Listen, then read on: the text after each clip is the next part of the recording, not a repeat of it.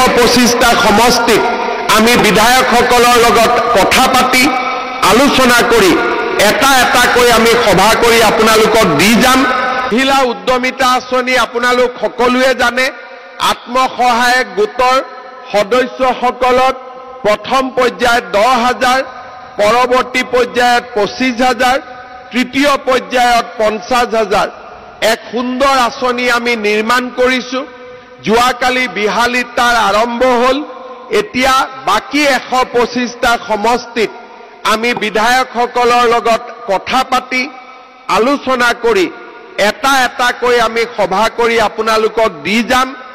আৰু যোৱা 1 এপ্ৰিল তাৰিখে এই আঁচনিত কেইবা হাজাৰো প্ৰায় 22-23 হাজাৰ মহিলাক বিহালী সমষ্টিত আমি মহিলা উদ্যমিতাৰ 10,000 টকাকৈ বিতৰণ কৰিম। বাকী সমষ্টিবিলাকতো আমি এনেকুৱা একোটা অনুষ্ঠান আয়োজন কৰিম। মই সকলো মন্ত্ৰী বিধায়কক কৈছো যে মোৰ পৰা একোটাকৈ ডেট ল'ব লাগে আৰু সেনেদৰে আমি সমষ্টিবিলাকত গৈ মহিলা উদ্যমিতা আঁচনিৰ ধন বিতৰণ কৰিম। মহিলা উদ্যমিতা আঁচনিত প্ৰথম বছৰ আমি 10,000 টকা দিম, অৰ্থাৎ 2025-26, 26-27 চনত আমি আৰু 25,000 টকা দিম। 12,500 বেংকৰ পৰা আমি লৈ দিম, 12,500 আমি দিম আৰু সুদ দিব নালাগে।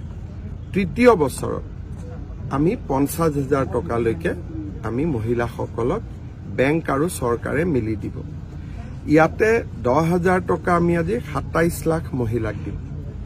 যিসকলে ভাল কৰিব, উৎপাদনমূলক কাম কৰিব, তেওঁলোকক আমি 25,000 টকালৈকে নিৰ্বাচিত কৰিম।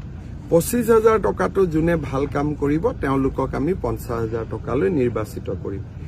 কিন্তু প্ৰথম 10,000 টকাটো আমি সকলো আই মাতৃক, 27 লাখ গাঁৱৰ, 3 লাখ চহৰৰ, আমি সকলো আই মাতৃক দিয়াৰ বাবে সিদ্ধান্ত লৈছো। স্বাস্থ্য মেলা আপুনি উদ্বোধন কৰিব। আজি দুটা আৰু ভাল কাম হ'ব। এটা হ'ল অসমত প্ৰতিটো ৱাৰ্ডতে VCDC, আমাৰ স্বায়ত্তশাসিত জিলা পৰিষদৰ সমষ্টি, গাঁও পঞ্চায়ত, আমাৰ পৌৰসভা, প্ৰত্যেক ৱাৰ্ডতে আমি একোখন স্বাস্থ্য মেলা কৰিম। তাৰো শুভাৰম্ভণি হ'ব। আজি আৰু এটা আমি নতুন কাম কৰিম, সেইটো হ'ল আজিৰ পৰা ধান ক্ৰয় কৰিলে চৰকাৰে অতিৰিক্তকৈ 250 টকা দিব। তাৰমানে 2550 টকা 1 কুইণ্টলত পাব।